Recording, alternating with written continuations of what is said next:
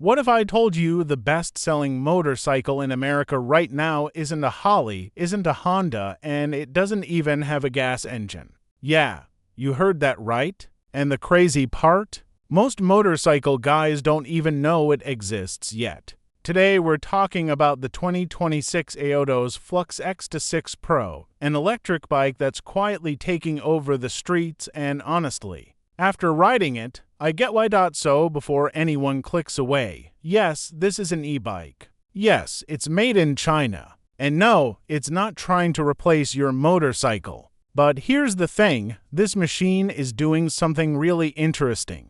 It's pulling everyday people onto two wheels, teaching them throttle control, balance, lean angles, braking technique. And for those of us who already ride, it's just a ridiculous amount of fun to throw in the garage for quick neighborhood runs with the kids or exploring trails on a Sunday morning.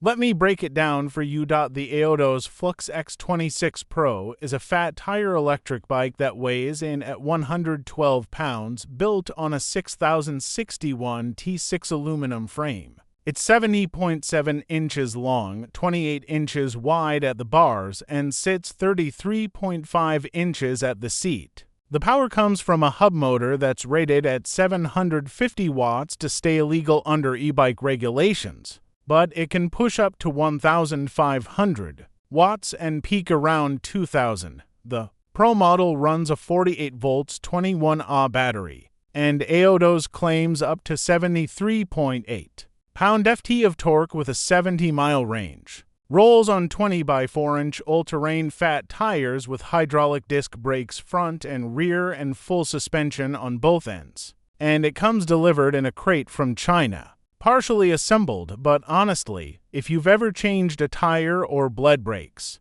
putting this thing together is no problem at all. Out on the road, this bike is a proper blast. It's got 3 riding modes, Eco, Normal, and Sport, and the difference between them is very noticeable. Eco keeps it smooth and controlled, Normal adds a bit more punch, and Sport gives you that satisfying shove in the back like you just hit boost on a turbo car. And speaking of boost, there's literally a red button next to the throttle that fires you up to 28 miles per hour for 10 seconds. Like a push-to-pass button on a race car. Kawasaki actually does something similar on their hybrid bikes. It's fun, it works great on hills, and the fact that you have to wait 10 seconds between uses keeps you from draining the battery too fast. Suspension isn't adjustable, but combined with those fat tires, bumpy roads and light trails are handled surprisingly well. I even took it to up with a passenger and neither end caught out.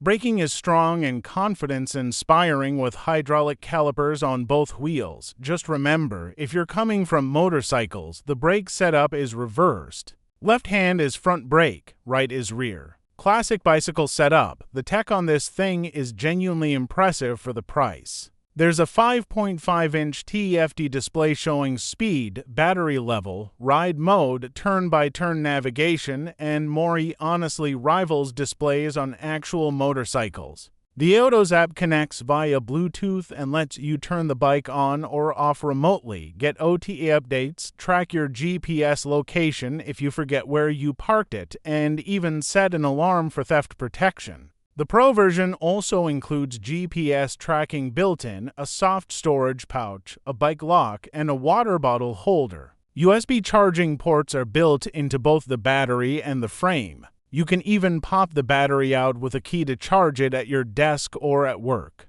For $1,599 on Kickstarter right now, that is a serious amount of value. Alright, let's keep it real. There are a few things that bugged me. First, the battery drain when the bike is just sitting idle is pretty bad. I left it fully charged for a week, came back, and it was down to 37%. That's likely background Bluetooth and app connectivity chewing through power. Second, and this is more of a lifestyle thing, this bike does not fold and it's too big for most car trunks. You'll need a truck or a van to transport it anywhere. Third, the gimmicks. The fake engine sounds and the LED color strips on the frame are very much aimed at a younger audience. They're fun for about 5 minutes.